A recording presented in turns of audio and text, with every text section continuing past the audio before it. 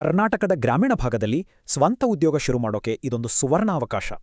ಹಳ್ಳಿಯಲ್ಲೇ ಓದಿ ಬೆಳೆದ ಯುವಕರಿಗೆ ಸಿಟಿಗೆ ಹೋಗ್ಬೇಕಾ ಅಥವಾ ಇಲ್ಲೇ ಏನಾದರೂ ಮಾಡಬೇಕಾ ಅನ್ನೋ ಪ್ರಶ್ನೆ ಕಾಡುತ್ತೆ. ಬನ್ನಿ, ಗ್ರಾಮ್1 ಶುರು ಮಾಡೋಕ್ಕೆ ಬೇಕಾದ ಅವಕಾಶ, ಅರ್ಹತೆ ಮತ್ತು ಪ್ರಕ್ರಿಯೆ ಬಗ್ಗೆ ಹಂತ ಹಂತವಾಗಿ ನೋಡೋಣ.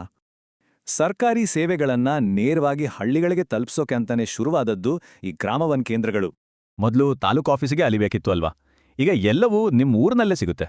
ಇದು ಬರೀ ಕೆಲ್ಸ ಅಲ್ಲ, ನಿಮ್ ಜನರಿಗೆ ಸೇವೆ ಸಲ್ಲಿಸಿ ಗೌರವ ಸಂಪಾದಿಸೋ ಒಂದು ದೊಡ್ಡ ಅವಕಾಶ. ಹಾಗಾದ್ರೆ ಯಾರೆಲ್ಲ ಈ ಗ್ರಾಮ1 ಕೇಂದ್ರ ಶುರು ಮಾಡ್ಬೋದು? ಅದಕ್ಕೆ ಬೇಕಾದ ಅರ್ಹತೆಗಳೇನು? ಕನಿಷ್ಠ PUC ಜೊತೆಗೆ ಕಂಪ್ಯೂಟರ್ ಜ್ಞಾನ ಇದ್ರೆ ಸಾಕು. ಡಿಗ್ರಿ, ಡಿಪ್ಲೊಮಾ ಇದ್ರೆ ಇನ್ನೂ ಒಳ್ಳೆಯದು.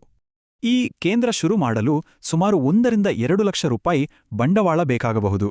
ಅಪ್ಲೈ ಮಾಡೋ ಮುಂಚೆ ಈ ಎಲ್ಲಾ ಡಾಕ್ಯುಮೆಂಟ್ ಸ್ಕ್ಯಾನ್ ಮಾಡಿ ರೆಡಿ ಇಟ್ಕೊಳ್ಳಿ. ಗ್ರಾಹಕರಿಗೆ ಒಳ್ಳೆ ಸರ್ವಿಸ್ ಕೊಡೋಕೆ ಈ ಬೇಸಿಕ್ ಕಚೇರಿ ಸೆಟಪ್ ತುಂಬಾ ಮುಖ್ಯ. ಸರಿ, ಈಗ ಆನ್ಲೈನ್ನಲ್ಲಿ ಅಪ್ಲೈ ಮಾಡೋದು ಹೇಗೆ ಅಂತ ಸ್ಟೆಪ್ ಬೈ ಸ್ಟೆಪ್ ನೋಡೋಣ. ವೆಬ್ಸೈಟಿಗೆ ಹೋಗಿ ರಿಜಿಸ್ಟರ್ ಮಾಡಿ, ಫಾರ್ಮ್ ತುಂಬಿ, ಡಾಕ್ಯುಮೆಂಟ್ಸ್ ಅಪ್ಲೋಡ್ ಮಾಡಿದ್ರೆ ಮುಗೀತು. ಅಪ್ಲಿಕೇಶನ್ ಫೀಸ್ ಕೇವಲ 100 ರೂಪಾಯಿ, ಆದ್ರೆ ಇದು ವಾಪಸ್ ಸಿಗಲ್ಲ. ನೀವು ಆಯ್ಕೆಯಾದ್ರೆ 5,000 ರೂಪಾಯಿ ಸೆಕ್ಯೂರಿಟಿ ಡೆಪಾಸಿಟ್ ಕಟ್ಟಬೇಕು. ಇದು ರಿಫಂಡಬಲ್.